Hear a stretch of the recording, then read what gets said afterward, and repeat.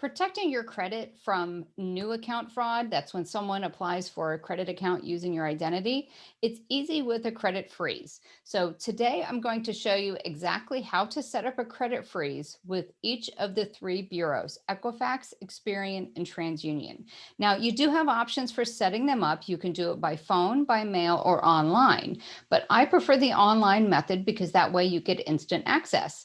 And two of the bureaus, Equifax and TransUnion, allow you to set up an online account so you can easily manage your freeze. You can turn it on and off when you want. And now they're also giving you additional benefits such as getting free credit reports and a few other things. So we're going to walk through each step and I'm going to show you the websites to go to. Now, obviously, we can't go all the way through it because that would mean me entering all my sensitive information, which obviously I'm not going to do that. So I'll get you to the point where you're going to start entering your information and then you just follow the instructions from there.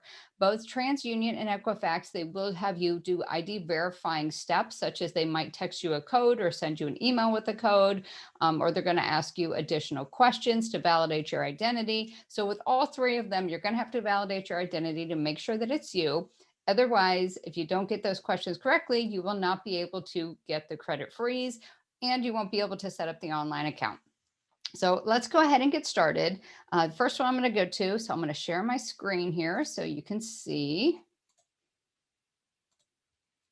Okay, so the first thing I'm going to do is I used to put in the actual web address, but the credit bureaus sometimes like to change where they keep stuff. So I don't want to give you just the direct web address. I'm going to show you how to find it. And it's not by going to their homepage. If you go to their homepage, this is where it gets confusing because most of the credit bureaus, they actually have two different sections. So they have a section for logging in online accounts for people who pay for their credit monitoring services.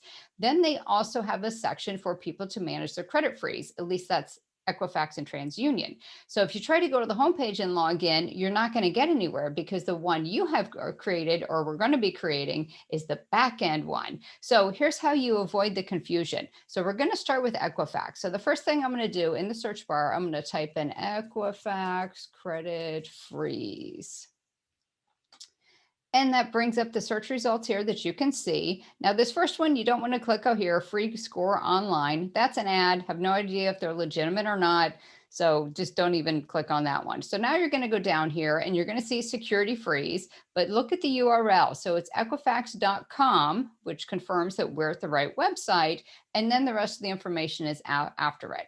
So we're going to go ahead and click on that. And it's going to come up. And now we're at the security freeze section of their website.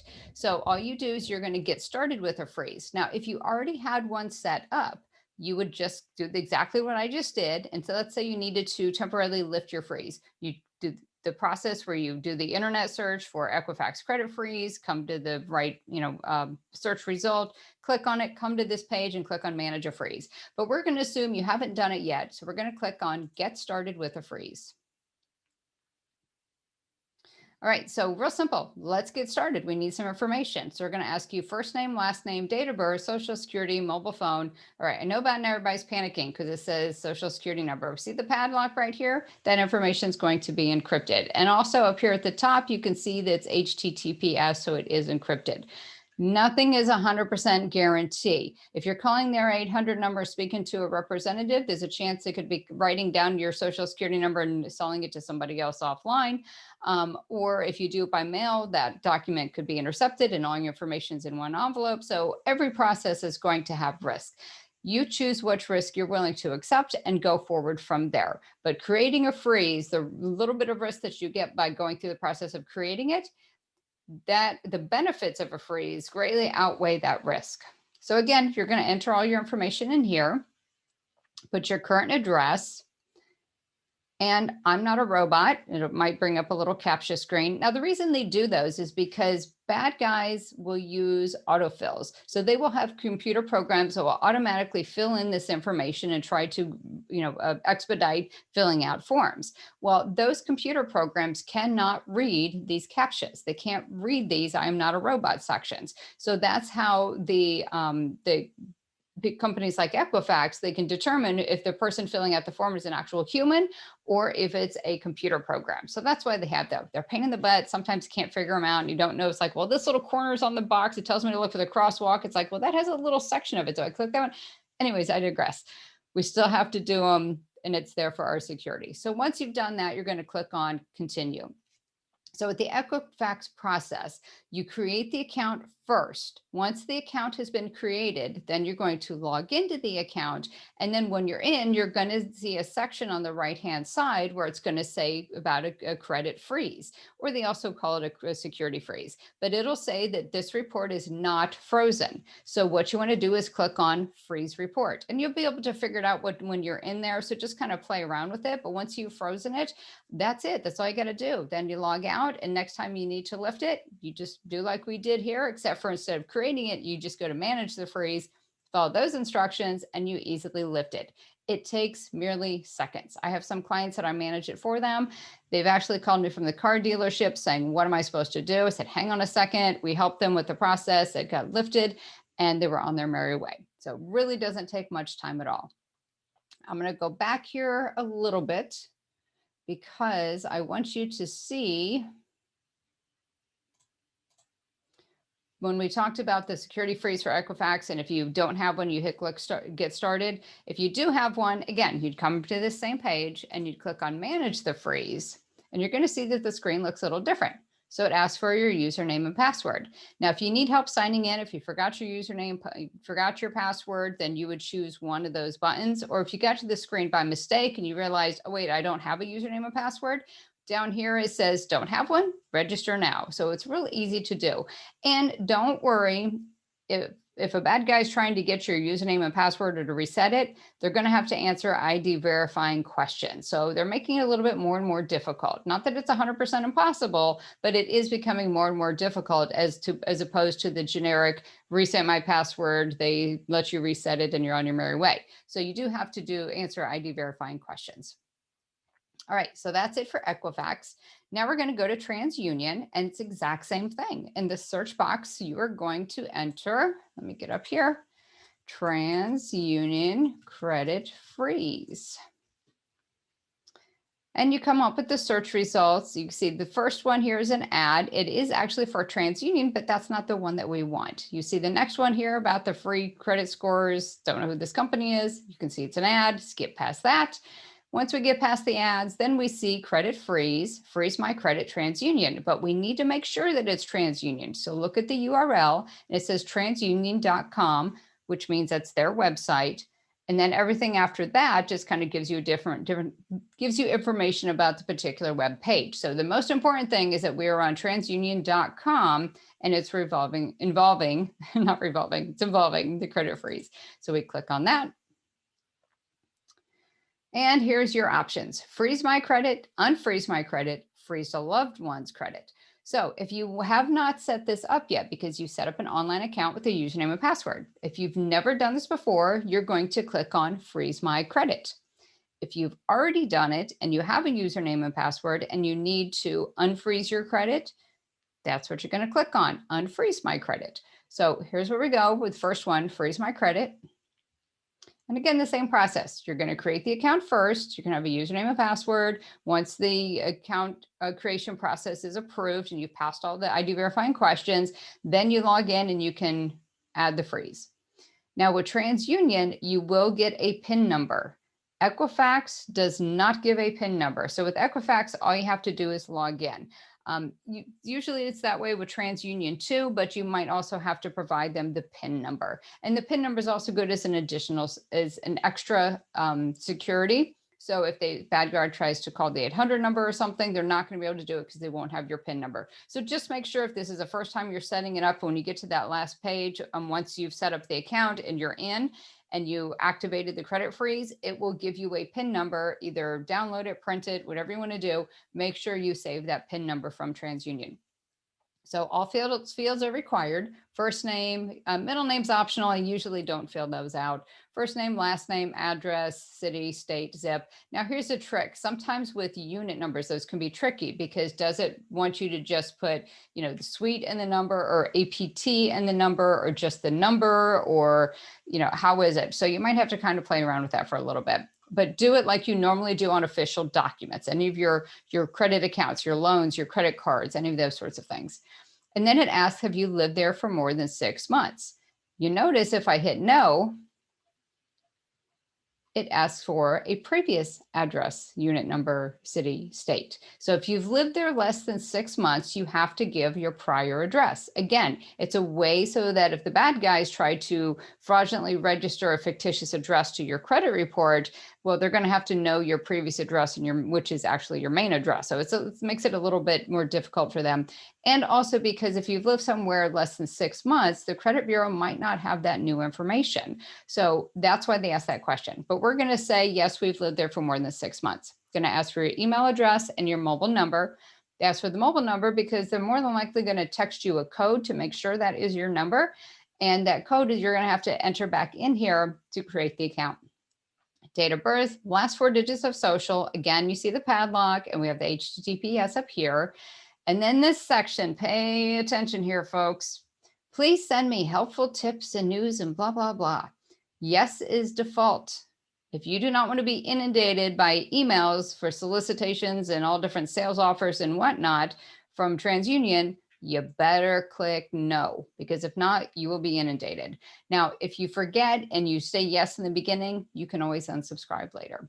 Once that's done, you're going to hit step 2 to continue and just follow along with the instructions. It really is that easy. But I'm going to back up here a minute, go back to this screen. So let's say we already had a credit freeze in place. Well, then you choose this option, unfreeze my credit. You're going to put your username, password, log in. If you don't remember the information, right down here it says forgot login information. Or if you got to this page by mistake and say, well, I don't have an account, create an account to start managing your TransUnion credit information. Okay. So again, TransUnion, just like Equifax, very simple process, maybe takes 10 minutes, maybe 15 at the most, depending on how many questions they're asking you and how long it takes you to get the text or email with the security code and whatnot. So just for timing wise, give yourself about 10, 15 minutes to get this done. The last one is the easiest one. You don't set up an online account. Now, I have heard that Experian is going to start offering an online account, but I've had a couple people tell me that when they've tried to do it, it's glitchy. Some of them got to the end and they never got a confirmation, so they didn't know if they actually set up the freeze or not, or if the online account was set up, or it said that they created the online account, but when they tried to log in, it didn't recognize it. So for the time being, I would just get the credit freeze put in place and forget the online account with Experian. So I'll show you how to do the credit freeze. Same thing as before. Experian credit freeze. I can't type and talk at the same time, but you're going to just search for Experian credit freeze in the search box. And on this one, no ads. So we come right to the first one. And you can see it's experian.com/freeze/center. So this is the one we want. And this one, real straightforward. What do you want to do? Add a security freeze. Notice I called it a security freeze, not a credit freeze, but it's the exact same thing. Do you want to remove or lift a security freeze? Retrieve your PIN. If you've lost your PIN, you can do it here. Remember, TransUnion and Experian, you have a PIN number that you must use to lift your freeze. Experian, no PIN number. So you're going to have 2 PIN numbers when you're done with the entire process of freezing all 3 credit bureaus. But if you forget your PIN number, this is where you can retrieve it here for Experian. They will ask you ID verifying questions. It's not as simple as, hey, send it to me, and then the bad guys are going to get it. They're going to have to answer some questions. And then grant a creditor one-time access to my credit file. This one, I really don't use that often because you have to know exactly the name of the organization that's going to request your credit report. Now, if you're going through a car dealership or it's for an apartment to rent or something like that, The name of the organization pulling the credit report might be a third party that organization subcontracts to get the credit report for them. So if the name you enter doesn't match up with the name that's requesting the report, it's going to reject it. So if you want to do a lift, I recommend doing the method where you say, I want to lift it starting today, and I want it to be shut down in 3 days. Give yourself at least a good 3 to 5 days, because even if you're dealing with someone, they try to pull it now, especially if it's something that's online and they're pulling, like you're applying for a new credit card or a refinance or anything like that, give yourself at least a week to 2 weeks, because they might not pull that credit report the day that you are dealing with them. And if you only do it for 1 or 2 days and they try to pull it on the third day, you're going to have to go back and lift them all again. So if you have the opportunity to ask them, how many days should I lift it, the creditor, how many days should I lift my freeze? That way you can make sure you get the report in time. Some of them might tell you. If not, I recommend a minimum 3 days. More like 5 days is better. Okay. So in this one, we're going to add the freeze. Click on that. I want to freeze my own credit or freeze a protected minor's consumer file. We're going to freeze our own credit. So to add a freeze, it gives you the instructions, same as before, first name, last name, generation. Again, if that applies to you, I always find that less is more when you're first doing these forms. The address, city, state, social, date of birth. Now you don't see there's a padlock on here, but if you look at the top, it is the HTTPS. So that means the whole entire form is encrypted. Then you're going to provide your email address and confirm your email address. I like that they do this, because with the other ones, you just put your email address in one time. And if you mistype it, you're not going to get the emails and you might not get that security code. So I like that they have you do it twice. For the other ones, just make sure you're reading over your information, make sure everything's spelled correct. You don't have any typos, especially in your email address.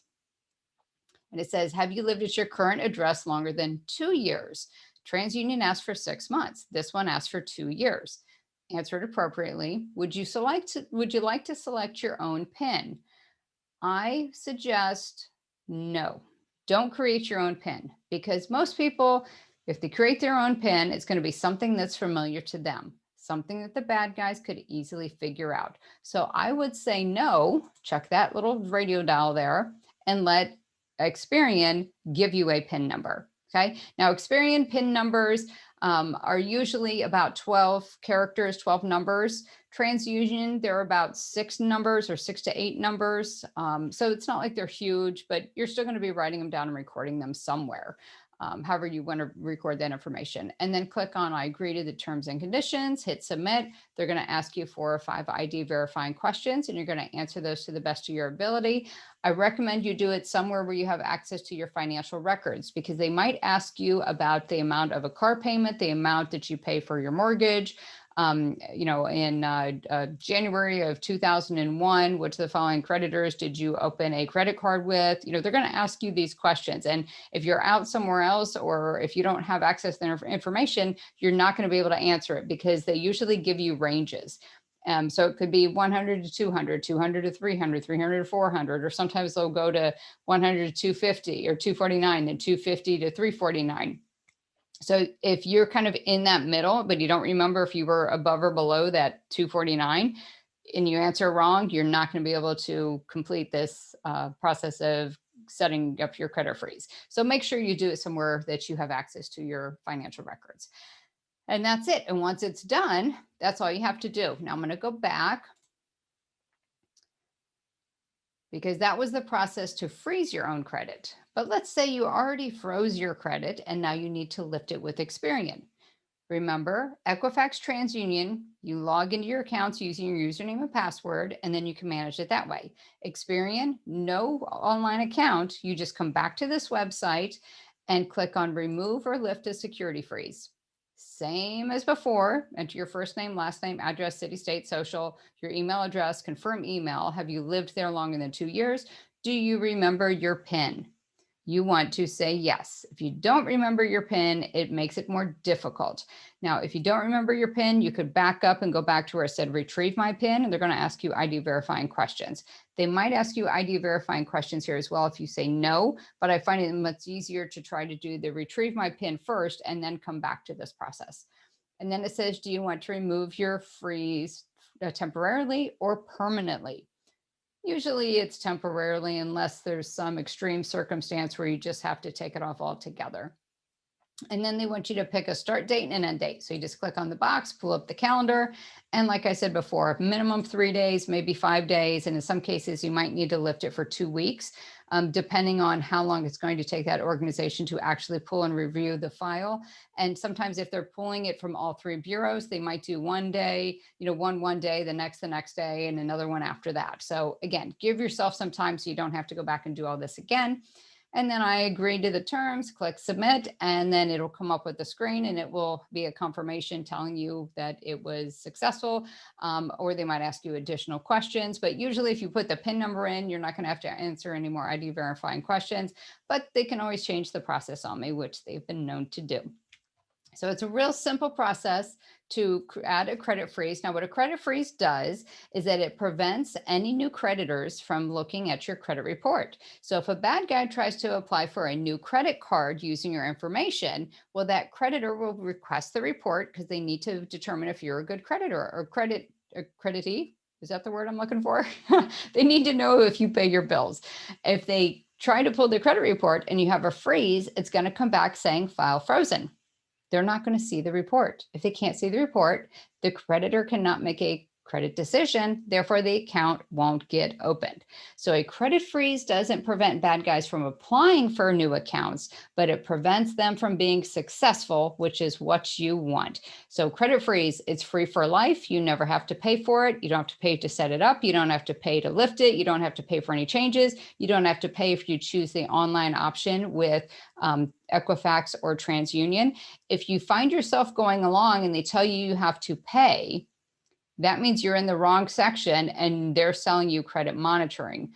Or I've been told that with Experian, that if you try to do the credit freeze and you do it from their homepage and not with the method that I just showed you, if you try to go on their homepage, they will try to have you set up a different online account, which is for the monitoring.